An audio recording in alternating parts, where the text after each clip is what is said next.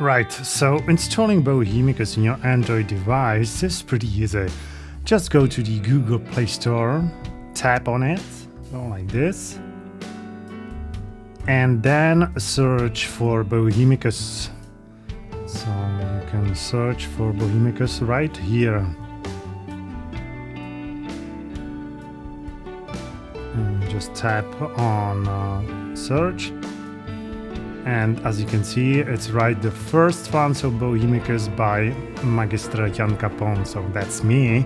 So you just click it, you tap it, and then you can read some information about it, and you can tap on install. And as you can see, it's installing now.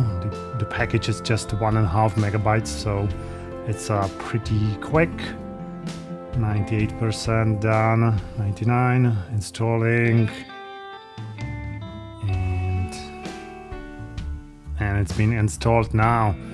And you just click on open, and you can start working with Bohemicus. So now, you just need to allow some permissions, like to record audio for the speech-to-text feature. So you tap on allow, and now you also need to read and accept the Bohemicus end user license agreement. So you just accept it.